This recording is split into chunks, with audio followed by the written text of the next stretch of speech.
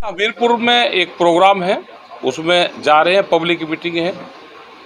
और ये पूरा बुंदेलखंड में आने की शुरुआत हुई है। जब से ये आंदोलन चल रहा है दिल्ली में, 10 महीने इस आंदोलन को हो गए।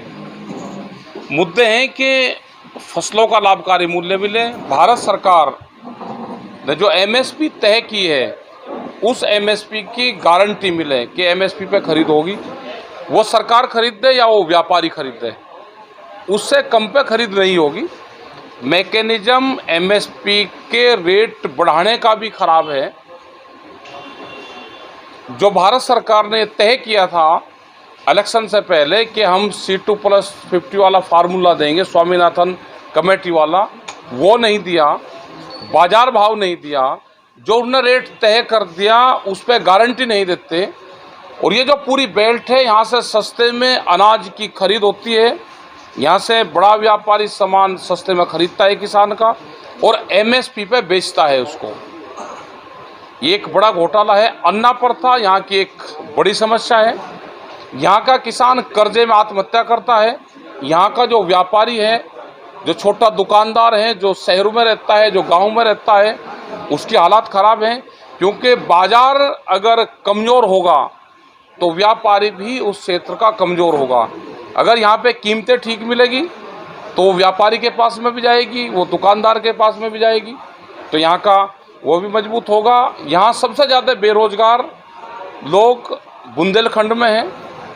रोजगार की तलाश में यहाँ से बहुत गाड़ियाँ हम जा देखते हैं कि दिल्ली में यहाँ की बहुत गाड़ियाँ यहाँ से नौजवानों को लेकर जाती हैं और वहाँ पे काम करते हैं। ये सारी समस्याएं हैं।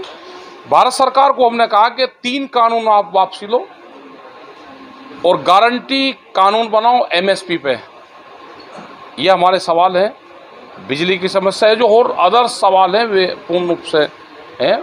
लगातार 10 महीनों से आपका आंदोलन दिल्ली में चल रहा है, इसके बाद भी सरकार आप लोगों को इस बात को नहीं मान रही है। अब आप यूपी की तरफ घूमे हैं, इस आंदोलन को यूपी में किस स्तर पर उठाने? नहीं, यूपी में नहीं, हम पूरे देश का इशू है। वहाँ पर जो आंदोलन चल रहा है वो खाली उत्तर प्रदेश का नहीं है, वो पूरे देश का इशू है और हम पूरे देश भर में हम जाते हैं।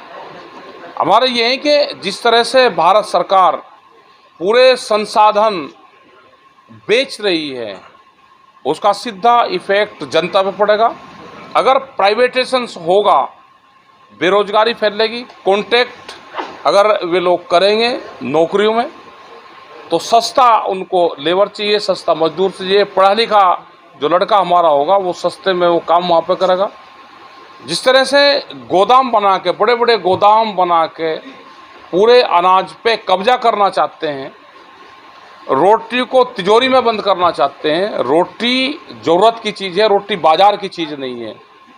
ये जो बाजारीकरण हो रहा है, इससे बेरोजगारी बढ़ेगी, लोगों की जेब से पैसा जाएगा। ये सारी समस्याएं आने वाले टाइम पे होगी। सर, सरकार का ये कहना है, एक आरोप है राकेश टिकैत पर कि जहां चुनाव होता है राकेश टिकैत वहां जाते हैं। नहीं, वो तो देखने का नज़रिया है कि वो क्या देख रहा। आंखों पर अगर चश्मा लाल रंग का पहनोगे तो उसको पूरी दुनिया लाल दिखेगी, अगर हरा पहनोगे तो उसको हरा दिखेगी।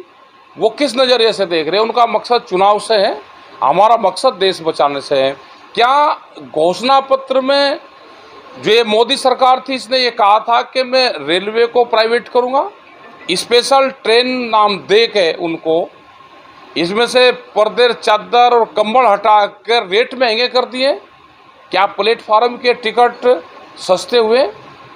क्या देश में जो बड़े बड़े संसाधन थे हमारे एयरपोर्ट तक, वे सब बिक्री पर लग रहे? LIC, भारत पेट्रोलियम, ये सब बिक रहे हैं। भारत पेट्रोलियम 1965 से पहले काल्टेक्स कंपनी थी, अमेरिकन, उसके पास था। जब इसने 65 में तेल देने से हमारे ही देश को मना करा तो इसको अधिग्रहण करा गया।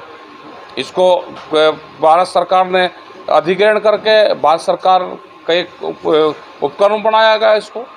इसी तरह से हम अगर पूरे देश भर में जाए, जो बड़ी संस्थाएं थी, विशाखापट्टनम में विशाखापट्टनम स्टील प्लांट, उसकी कीमत 4 लाख करोड़ रुपए के आसपास है, वो 14,000 करोड़ रुपए में बेची जा रही है, अडानी को जाएगी। ये देश बड़ी कंपनियों के हवाले जा रहा है। देश के नौजवान को खड़ा होना पड़ेगा। देश का 14 करोड़ नौजवान जिसकी नौकरियां अब तक लगनी थी, भारत के प्रधानमंत्री ने कहा था, उन लोगों को सामने आना पड़ेगा। इसकी जिम्मेदारी देश के नौजवानों की भी है।